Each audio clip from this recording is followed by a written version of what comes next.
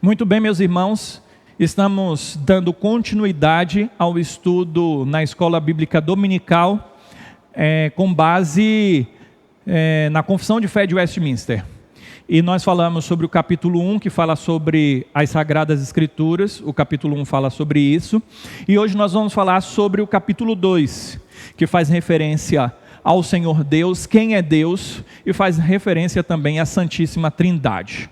Então, eu vou ler o texto da Confissão de Fé de Westminster, e você pode acompanhar atentamente a leitura que há de ser feita. Aqui eu tenho a Confissão de Fé, e como eu disse na semana passada, você pode procurar na internet, e você terá acesso a esse texto, que é um texto hoje de domínio público. Diz assim a primeira seção do capítulo 2: há um só Deus, vivo e verdadeiro, o qual é infinito em seu ser e perfeições. Ele é um espírito puríssimo, invisível, sem corpo, membros ou paixões. É imutável, imenso, eterno, incompreensível, onipotente, onisciente, santíssimo, completamente livre e absoluto, fazendo tudo para a sua glória e segundo o conselho da sua própria vontade, que é reta e imutável. Aqui tem um ponto, é um ponto de continuação, mas eu gostaria de pausar um pouco aqui e falar um pouco sobre o que nós acabamos de ler. Aqui está falando sobre a existência de Deus, dentro de que há um só Deus, e Ele é vivo e verdadeiro. Todos os outros, portanto, são falsos, aqueles que são fabricados pela mente e pela imaginação do homem. Ele é infinito e Ele é perfeito. Ele é puro e Ele é um espírito. Ele não tem corpo, Ele não tem membros e não tem paixões. Ele não muda. Ele é imenso, Ele é eterno. Ele não tem fim. Ele é incompreensível. Os teólogos falavam que não tem como o homem, que é finito, compreender o Deus que é infinito. Porém, Ele é cognoscível. O que isso quer dizer? Que nós podemos conhecê-lo, ainda que não haja como compreendê-lo na sua amplitude, mas isso não significa que nós não possamos ter nenhum tipo de conhecimento quanto a esse Deus. Então, nós precisamos entender tal realidade, e é por isso que Ele, pelo fato dele ser incompreensível, está relacionado ao fato dele ser onisciente. Ele tudo conhece. E como é que nós vamos conhecer alguém que tudo conhece, se o nosso conhecimento é limitado e o dele é ilimitado? Ele é onipotente, Ele é santíssimo, Ele é livre e absoluto, ou seja, Ele não age por causa do homem, mas o homem age por causa dele. Então Ele é livre e Ele faz tudo para a glória dele, segundo o conselho da própria vontade dele. E o conselho da vontade do Senhor é que essa vontade sempre é reta, não há desvios, não há erro, e é imutável, não muda. O interessante é que o texto vai trazer uma continuidade quanto à definição desse Deus, e os teólogos de Westminster, que viveram juntos por quase 5 anos, por cerca de 5 anos, eles se reuniam de segunda a sexta-feira na abadia de Westminster. Por isso é que são chamados de teólogos de Westminster. É por isso que esse texto é chamado da Confissão de Fé de Westminster. Alguém se levantou para orar, porque eles iniciavam as sessões com orações, e alguém se dirigiu a Deus com essas palavras, e falou sobre o ser de Deus nesses termos. Depois alguém falou: olha, eu estava registrando aqui, eu registrei, porque está aí uma bela definição de Deus. Então foi uma definição surgida através de uma piedade, através de uma oração, e não simplesmente sobre uma elucubração teológica, um pensamento quanto a quem é Deus, mas é um pensamento que vem a partir da Bíblia, é extraído das Sagradas Escrituras, mas também de uma devoção, de uma piedade, de uma oração.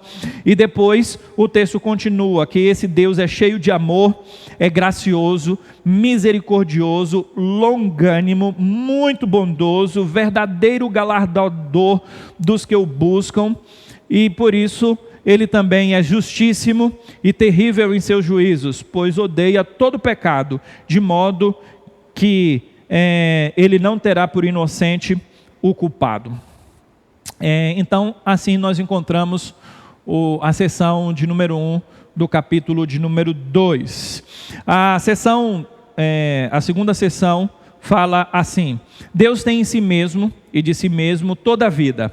Então, ele existe por causa dele mesmo, ele é autoexistente e a vida vem dele.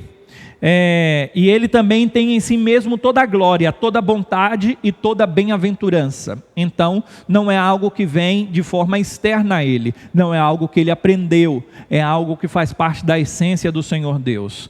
É por isso que ele é também todo suficiente em si e para si, ele não precisa de nós, como se faltasse alguma coisa a ele, e por isso nós acrescentamos algo ao Senhor.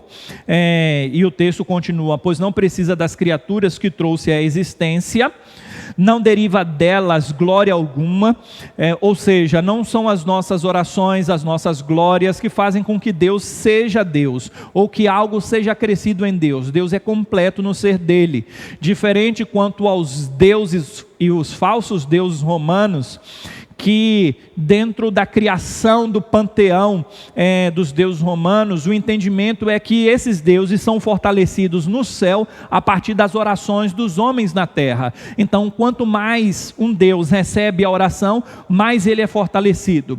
Essa é a ideia do panteão grego dos deuses.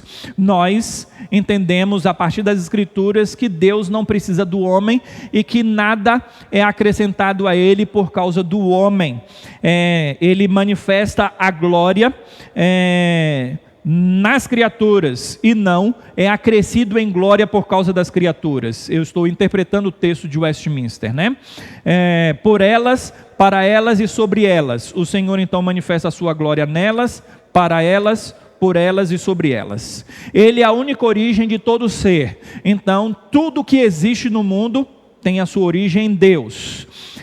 Dele, por ele, para ele são todas as coisas, e sobre elas tem ele soberano domínio para fazer com elas, para elas e sobre elas tudo quanto quiser. Então esse Deus governa tudo e todos.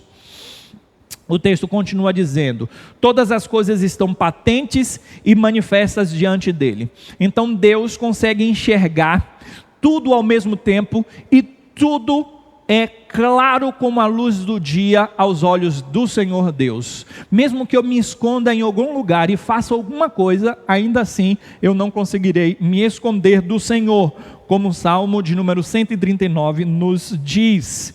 E então, o texto diz que o seu saber é infinito, ele sabe de tudo, infalível. Então é um saber não passivo, mas ativo, porque o saber do Senhor é infalível, não falha. Ele não sabe de algo e que em um determinado momento ele é acrescido nesse saber porque ele não sabia de forma adequada, ou ele não sabia tudo. Pelo contrário, é infinito, infalível e independente da criatura. Ou seja, quando você pensa, não foi a partir daquele momento que Deus viu o seu pensamento e soube o que você sentia. Antes mesmo da palavra lhe vir à língua, ou até mesmo um pensamento vir à sua mente, Deus já conhece tudo que você pensa, tudo que você vai falar. Deus sabe de tudo, absolutamente de tudo, de sorte que para ele nada é contingente ou incerto. Não há algo que quanto ao futuro Deus não saiba, não há algo quanto à ciência do Senhor que é incerta ou contingencial. O que isso quer dizer? Dentro das possibilidades. Então eu faço algo e em decorrência daquele algo vai ter um desdobramento em relação àquilo, e Deus não sabe daquela realidade contingente, do que pode acontecer, do que não vai acontecer. Deus sabe de todas as coisas, e Ele sabe das possibilidades. Ele sabe quanto às nossas decisões, às nossas inclinações. Ele é sapientíssimo. E o texto continua dizendo: ele é santíssimo em todos os seus conselhos. Então ele deixou a palavra revelada, os conselhos do Senhor, e tudo é santo. Então tudo é perfeito, tudo é justo, e tudo que o Senhor fala é certo, puro e santo. Ele é santo nas obras dele, ele é santo quanto aos seus preceitos. Da parte dos anjos e dos homens e de qualquer criatura, lhe são devidos todo culto, todo serviço e toda obediência que ele houver por bem requerer deles, porque ele é santo, justo, grandioso e magnífico. Portanto, todos devem se calar diante desse Deus, reverenciar e glorificar esse Deus magnífico e glorioso. A terceira e última sessão, que é bem mais curta, vai falar sobre a Trindade. E então diz o seguinte: na unidade da divindade há três pessoas de uma mesma substância, poder e eternidade. Houve uma interpretação equivocada no início da era cristã, ali do 2º século em diante, quanto à pessoa de Cristo Jesus. Muitos não entenderam quem era Jesus, pelo simples fato de que o Antigo Testamento e até mesmo o Novo Testamento fala sobre um Deus, e mais precisamente o Antigo Testamento. Como a revelação ela é progressiva, e interpretativamente alguns falharam e disseram que Jesus era a primeira criação de Deus. Por exemplo, essa é a doutrina ariana, que Deus, ele foi criado, melhor dizendo, Deus criou Jesus Cristo antes dos céus e da terra, antes dos anjos, antes de tudo. Então ele era a primeira criação de Deus. E assim, ele era maior do que os homens e até mesmo maior do que os anjos, mas ele era menor do que Deus. Jesus, portanto, na definição de Ario, não era Deus. Essa era a doutrina ariana. Por quê? Porque há um só Deus.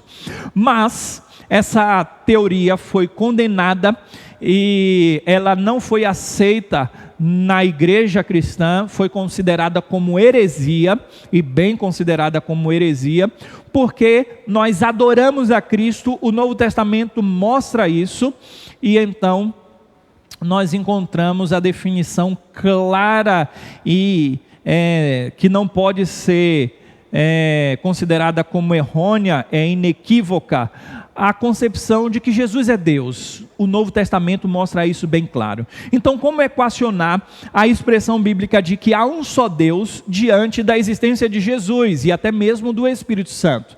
Então, os teólogos, principalmente Tertuliano, cunhou a expressão Trindade, que mostra esse Deus que é único, mas que subsiste em três pessoas. Existe desde toda a eternidade em três pessoas. E eles são da mesma substância, poder e eternidade. Eles são iguais quanto à sua essência. Mas as ações deles, quanto à salvação, na economia da Trindade, essa é a expressão, no governo da casa, na administração própria da Trindade, eles resolveram agir na salvação do homem de forma distinta.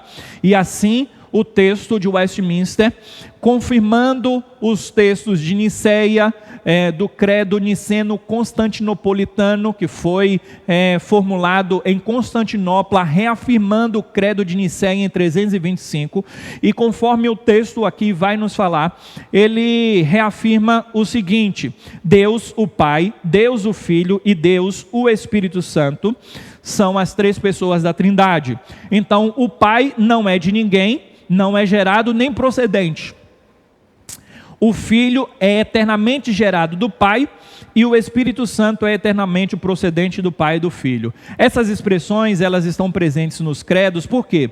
Porque havia controvérsia, como nós falamos, e outras controvérsias, quanto às pessoas da Trindade, e o texto bíblico que fala, hoje eu te gerei, tu és meu Filho amado, e que é aplicado a Jesus Cristo, então as pessoas falavam aqui, olha, o texto fala que Jesus foi gerado pelo Pai, ou seja, foi criado pelo Pai, só que é uma linguagem de acomodação, ou seja, Deus usou uma linguagem nossa própria para entendermos, até mesmo por meio de metáforas, expressões profundas e grandiosas.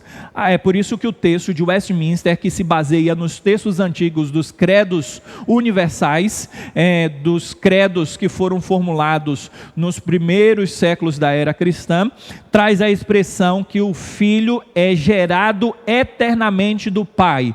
Então há uma geração, mas essa geração não é uma criação, mas é uma geração eterna, ou seja, Deus o Pai tem o Filho, e na mesma substância, dentro da mesma concepção, sendo o mesmo Deus, mas uma expressão de uma linguagem de acomodação é atribuída ao Filho, porque ele é considerado como Filho, é por isso que é uma linguagem de acomodação, o Pai e o Filho, mas não quer dizer uma geração no sentido de que o Filho passa a existir depois da concepção do Pai, mas dentro de uma expressão teológica de que o Pai, ele tem o seu papel na Trindade, e o Filho vem para cumprir a vontade do Pai aqui na terra, foi enviado pelo Pai, e assim ele é eternamente gerado do Pai. Sei que essas nomenclaturas, essas definições teológicas podem trazer para nós alguns entendimentos que a gente pode achar assim, olha, esse entendimento é um bom entendimento, mas eu não consigo compreender totalmente. Gostaria de dizer que esta é uma doutrina bíblica, nós precisamos conhecer, há definições que nos blindam quanto às heresias, por mais que nós não venhamos abarcar toda a realidade do conhecimento de Deus, mas é assim que nós nos expressamos segundo as Sagradas Escrituras. E a expressão, o Espírito Santo é eternamente procedente do Pai e do Filho, essa expressão é uma expressão que nos mostra que o Espírito Santo foi enviado pelo Filho, mas é a expressão que inclusive vai aparecer no credo, uma expressão latina, filioque, procedente do Filho, e depois foi acrescido do Pai, porque ele não só vem à terra por causa do envio do Filho, mas também do Pai. A ideia é que o Pai enviou o Filho. O Senhor Jesus, depois quando foi assunto aos céus, lá ele enviou o Espírito Santo, mas não foi somente ele, foi também Deus Pai. Ele é procedente, portanto, ele é enviado do Pai e do Filho. E essa expressão também nos mostra uma questão muito importante, que é a questão da economia da Trindade, e então foi enviado outro Consolador, e esse outro Consolador, conforme a expressão de Jesus, é uma expressão que é um outro da mesma essência, da mesma substância. A palavra grega aponta para isto, porque existe um outro de natureza distinta, né? É o hétero, que significa outro, né? Mas o alós, que é a expressão que o Senhor usa para o Consolador, é o outro da mesma essência, da mesma substância, e então assim foi enviado. Heterossexual, por exemplo, é alguém, melhor dizendo, né, o hétero que é diferente. O heterossexual é alguém que ele tem uma relação com uma pessoa do outro sexo, mas é uma pessoa também, a mulher e o homem nessa relação. Então o hétero, que é de outra substância, e o alós da mesma substância. Então o alós que é colocado aqui, e é isso mesmo, eu falei corretamente no primeiro momento, o alós é que se é referido para o outro Consolador como sendo da mesma essência, da mesma substância, e assim é mostrado que o Senhor Jesus tem a mesma substância, a mesma essência do Espírito Santo, e isso aponta para a Trindade como sendo iguais em essência, no ser e em glória, mas a economia da Trindade, no agir próprio, cada um age de uma forma, e há uma autoridade do Pai quanto ao Filho, e do Espírito Santo procedente, e que mantém-se debaixo da autoridade do Filho e do Pai. Não há uma diferença, uma gradação no ser, todos são iguais, mas em relação a ações há uma diferença. O Pai é o cabeça de Jesus Cristo, como nós encontramos em 1 Coríntios capítulo 11. Então isso mostra simplesmente a questão de autoridade e não de diferença em essência. Portanto, aqui nós temos o conhecimento de Deus quanto a quem é o Senhor Deus. Esse é o Deus grandioso, que por mais que seja incompreensível no seu ser por completo, porque não há como o finito abarcar o infinito, não há como águas infinitas não transbordar em um conteúdo finito, não há como não transbordar, então vai transbordar, é esta a ideia, né? Porque você coloca no recipiente finito águas infinitas, então vai haver um transbordamento. Assim como também não há como recipiente infinito ser preenchido por águas finitas. É a ideia de que não há como o homem que é finito compreender o Deus infinito. São relações filosóficas para explicar esse entendimento que nós temos a respeito de Deus. Nós temos uma compreensão de quem é esse Deus a partir do que ele se revelou, mas nós temos conhecimento, ele é cognoscível, porém incompreensível. Mas é por isso que nós o adoramos, porque ele é grande e glorioso, magnífico e perfeito. E é por isso que vamos orar a esse Deus, assim como os teólogos de Westminster oravam a esse Deus, glorificando e exaltando o ser do Senhor. Oremos. Senhor, Deus de glória, Deus de toda a eternidade, obrigado pelo conhecimento que temos do Senhor, que é o conhecimento segundo as Sagradas Escrituras. É um conhecimento limitado, mas ainda assim é um conhecimento. Ainda assim podemos nos aproximar do Senhor, podemos conhecer ao Senhor e podemos orar ao Deus santo, ao Deus justo, ao Deus amoroso, ao Deus misericordioso, ao Deus gracioso, ao Deus bondoso, ao Deus santo, ao Deus magnífico. E ao Senhor, ó Deus, o Deus todo-poderoso, que nós nos rendemos diante do sapientíssimo saber e conselho do Senhor e tributamos ao Senhor toda a honra e toda a glória. Nos dirigimos ao Pai, porque o Filho nos ensinou a orar pelo Pai, mas fazemos menção ao Espírito Santo como o Senhor que faz com que essa relação com o Pai seja perfeita e possível. Não perfeita por causa de nós, mas perfeita por causa de Cristo. E é com base na ação do Espírito Santo, que nos convence do pecado, da justiça e do juízo, é que nos aproximamos diante do trono da graça e recebemos socorro da parte do Senhor em ocasião oportuna como esta. Portanto, fica conosco e nos abençoe, ó Pai, para que possamos conhecer ao Senhor e prosseguir no conhecimento do Senhor. Assim eu oro em nome de Jesus. Amém. Deus abençoe a todos, irmãos. Até semana que vem, com a graça de Deus.